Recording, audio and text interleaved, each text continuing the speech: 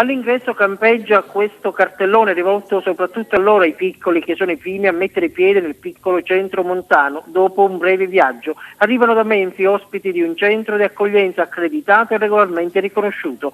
I 6 bimbi, adeguatamente protetti fra le braccia degli operatori sociali, raggiungono il primo piano del municipio, ma non sanno ancora cosa li attenderà. Non abbiamo detto inizialmente dove andavamo, anche per evitare magari reazioni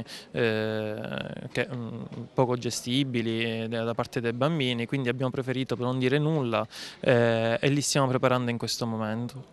A distanza di un paio d'ore arrivano i genitori provenienti da Malta. Appena scesi dal pullman si precipitano sopra, passi veloci e respiro affannato. Nell'aula consiliare del comune di Sant'Angelo Muxaro, al riparo delle telecamere dei flash, si consuma il momento più atteso, chissà quasi di miracolo. Le 4 famiglie siriane scampate alla morte nel secondo naufragio, quello dell'11 ottobre, separate dai soccorritori, si ritrovano assieme. Scoppia il pianto e la commozione non risparmia nessuno. Una coppia riabbraccia 3 figli, di cui 2 gemelli. Un'altra coppia recupera la sua piccola di 18 mesi e 2 papà rimasti vedovi hanno dovuto spiegare ai propri bambini di 3 e 7 anni che mamma non c'è più.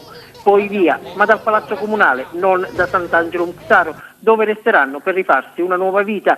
I 4 nuclei familiari sono stati accompagnati negli appartamenti arredati di tutto punto, messi a disposizione dalle famiglie del luogo nell'ambito del progetto per i richiedenti asilo predisposto dal Ministero degli Interni.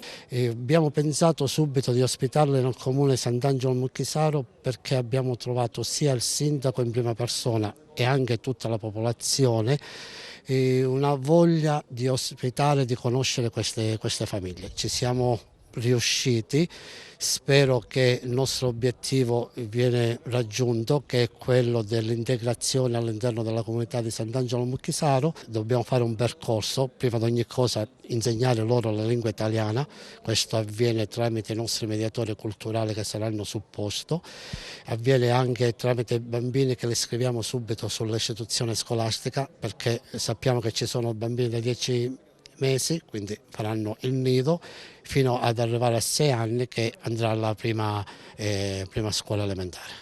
Questo progetto è promosso dal Ministero degli Interni. Alfano, Ministro degli Interni e originario di Sant'Angelo, c'è qualche nesso?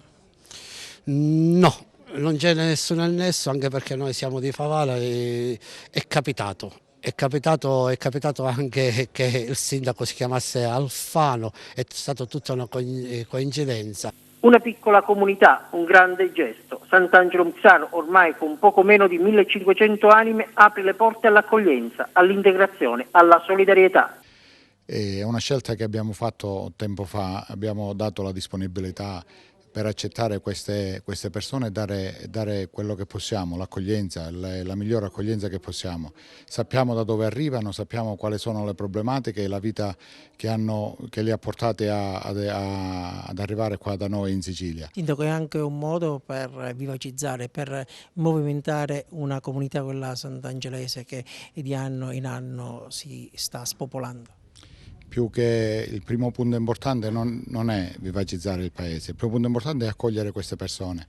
L'altro punto importante, come ha detto lei, realmente è così. E il nostro paese si sta spopolando come tutti i piccoli paesi all'interno della provincia della Sicilia, che sia un motivo di integrarlo. Anche la Chiesa locale spalanca porte e cuore, a prescindere dalla fede che si professa, osserva l'arciprete. La diversità è una ricchezza. Assolutamente no, noi guardiamo l'uomo, ci ricordava Giovanni Paolo che l'uomo è la via per arrivare a Dio, l'uomo al centro di tutto.